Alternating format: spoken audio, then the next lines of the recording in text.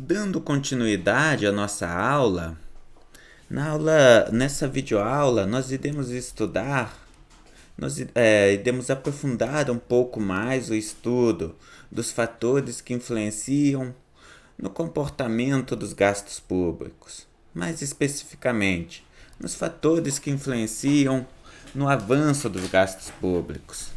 Na aula anterior, nós já analisamos um pouco da Lei de Wagner, já vimos que os gastos públicos eles apresentam uma tendência crescente ao longo do tempo, mais especificamente que o gasto público ele tende a crescer mais do que o PIB.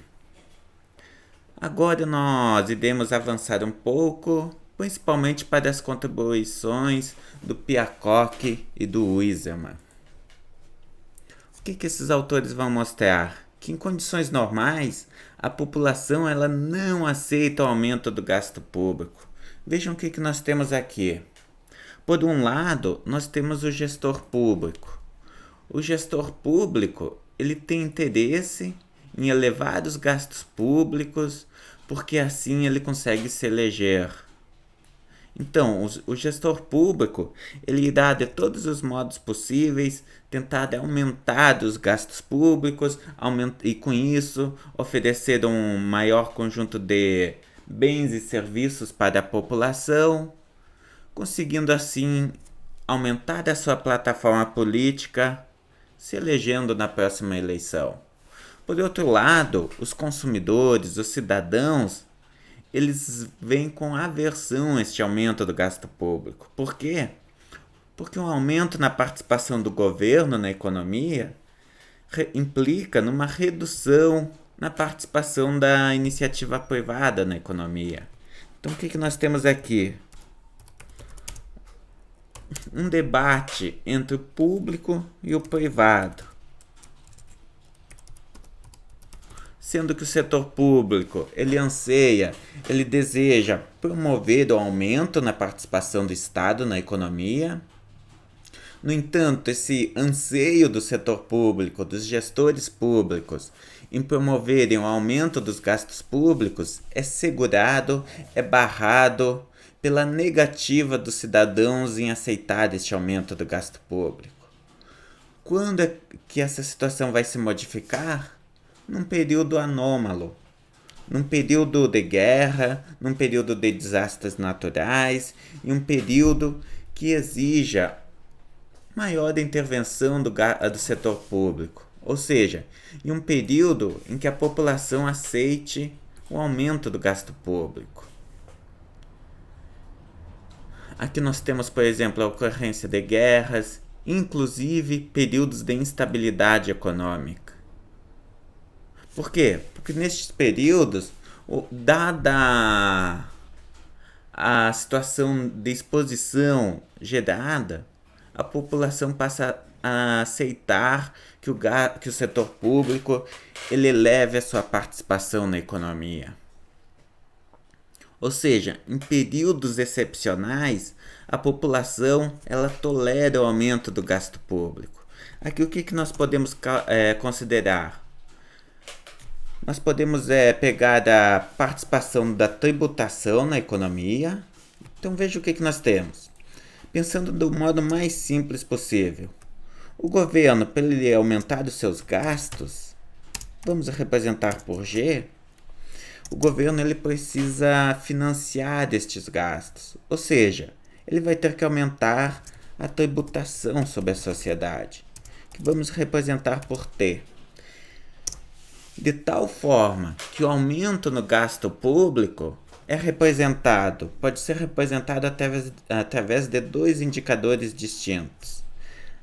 A participação da tributação na economia, vamos chamar de T igual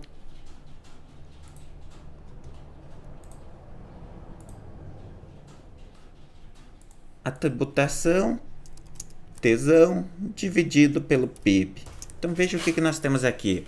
Essa aqui é a nossa taxa de tributação, que é igual à famosa carga tributária. Ou seja, a carga tributária nada mais é do que a participação dos tributos no PIB, ou seja, o quanto que a tributação representa da riqueza total deste país. De forma semelhante, o gasto público, a participação do gasto público,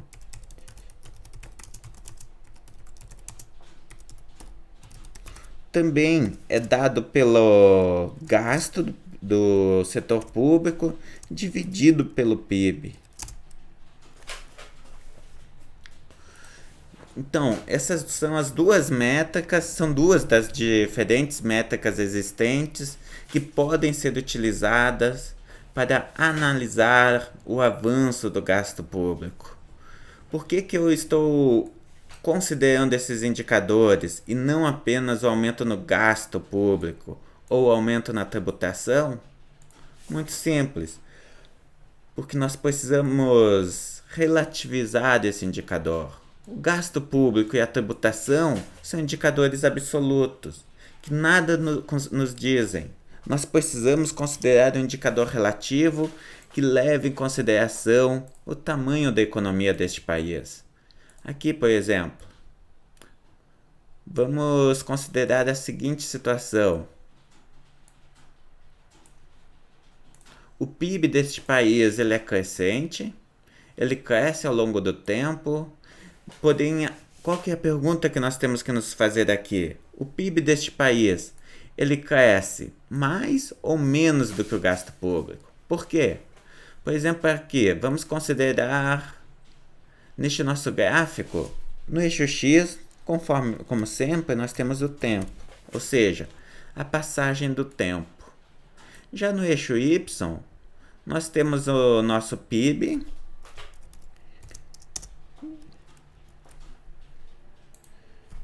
o gasto do governo e os tributos. Gastos e tributos.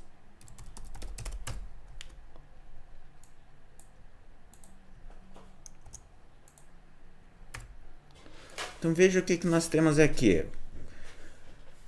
Por exemplo, imaginemos que essa seta ela indica o crescimento no gasto público.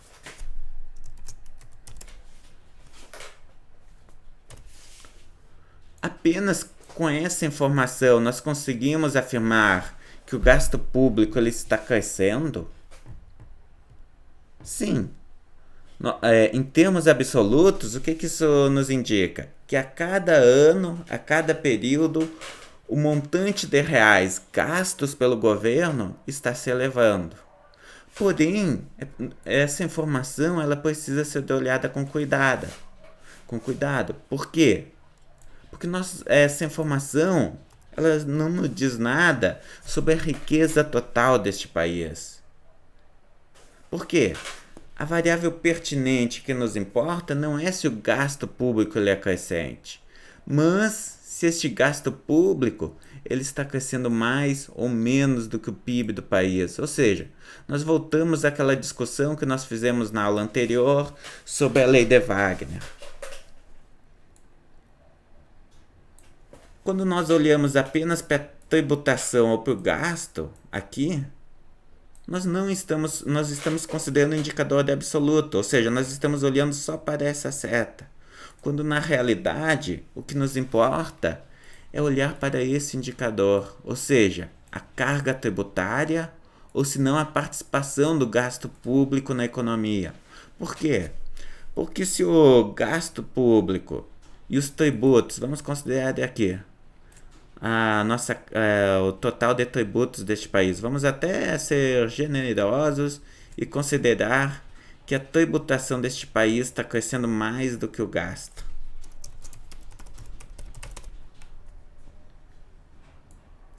Então, o que nós observamos neste exemplo? Tanto a tributação quanto o gasto, eles estão crescendo acima do PIB.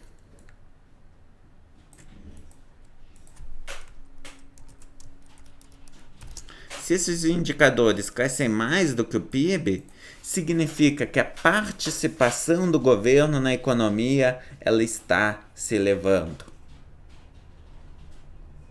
Pois bem, o que o Piacock e o Iserman vão argumentar?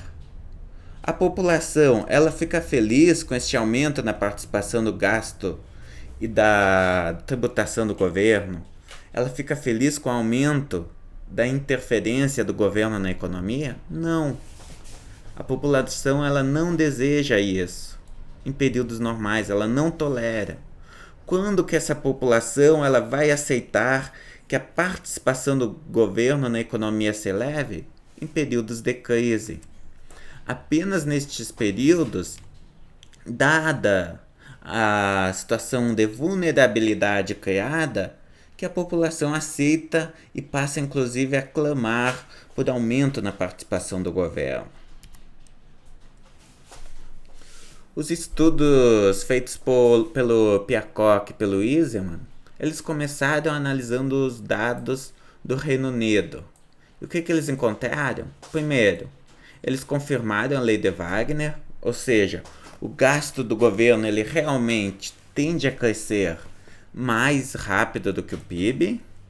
E segundo, o nível do gasto público ele foi afetado pelas guerras mundiais, ou seja, tanto em 1914 quanto em 1938, 1940, observa-se um aumento significativo do gasto público. Em outras palavras, o que nós observamos nestes períodos?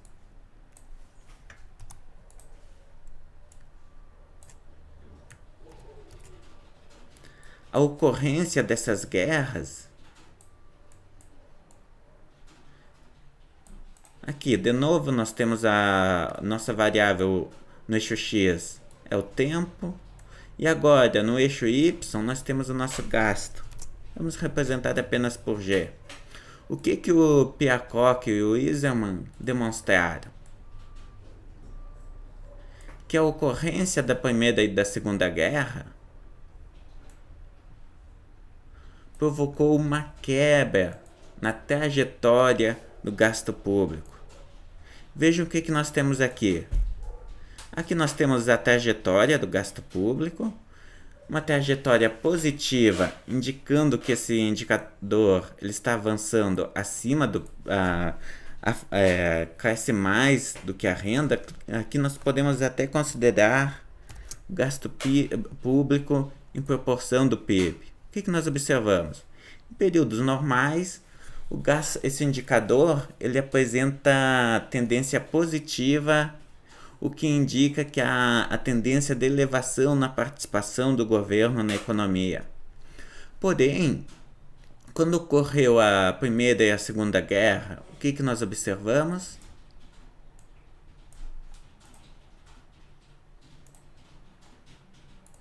As guerras mundiais elas provocaram uma quebra no gasto público, caracterizada por um aumento considerável no curto prazo no gasto público. E claro, paralelamente a este aumento no gasto público, necessariamente nós precisamos observar a retração na participação dos gastos privados. Essa linha pontilhada representa a evolução do nosso gasto privado. E o que nós observamos? Se a participação do governo na economia está se elevando, necessariamente a participação da iniciativa privada está se reduzindo e na mesma proporção. Então o que nós vemos aqui? A ocorrência da Primeira e da Segunda Guerra Mundial, elas resultaram em uma substituição do gasto privado pelo gasto público. A esse efeito, os autores chamam de efeito deslocamento, isto é, um deslocamento repentino no montante de gasto público, uma elevação repentina no gasto público para um novo patamar decorrente de uma crise. Segundo Piacock e o Iserman, este gasto eles também não retornaram para o seu patamar inicial após o seu aumento. Então, veja o que nós temos aqui. O gasto público ele se eleva, ele sofre um efeito de deslocamento e após esse efeito de deslocamento, ele se mantém nessa nova trajetória de crescimento, não retrocedendo para a trajetória anterior. Aqui nós poderíamos representar a trajetória anterior através de uma linha pontilhada em vermelho. Pode ser esse laranja. Então, essa seria a trajetória do gasto público se ele permanecesse no patamar anterior à ocorrência do efeito de deslocamento. E o que nós observamos? Uma vez que ocorreu o efeito de deslocamento, o gasto público ele se mantém neste novo patamar. Ele continua apresentando uma tendência crescente, porém ele não retorna para o patamar anterior, ou seja, ele não sofre um efeito de deslocamento para baixo novamente, retornando para a trajetória de crescimento original. Este é o resultado encontrado pelos autores.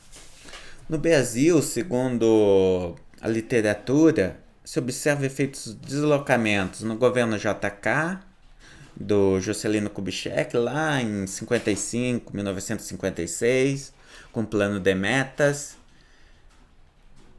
E na década de 60, com a necessidade de saneamento das contas públicas, no começo do governo militar, 64, 67, 68. E na década de 80 e 90, devido à crise criada pela hiperinflação. Bom, quanto à evolução do gasto público, existem 3 diferentes interpretações apresentadas pela literatura. A primeira interpretação é a interpretação do próprio Wagner. O que o Wagner irá argumentar? Que após a elevação, após a ocorrência do efeito de deslocamento, os gastos públicos eles permanecem no novo patamar por algum tempo, porém, uma vez que o fenômeno, digamos, a guerra, a crise econômica, a pandemia, o efeito natural catastrófico, ele desapareça, o gasto público ele retorna para o seu patamar original. Então veja o que nós temos aqui. Ocorre um efeito de deslocamento, digamos, no começo da guerra, o que resulta em uma redução na participação do setor privado. E este efeito de deslocamento, quando a guerra termina, o gasto público retorna para a trajetória original, ao passo que o gasto público, que o gasto privado se eleva, também retornando para a sua trajetória de crescimento do período anterior à crise. Já o Piacock, ele vai apresentar, tanto o Piacock quanto o Iserman, eles vão apresentar um argumento diferente. Conforme nós já vimos, para esses autores, após a ocorrência do efeito de deslocamento, o gasto público ele permanece neste patamar. Ele passa a crescer neste novo patamar, não retornando para o patamar original. E por fim, de acordo com Musgrave, apenas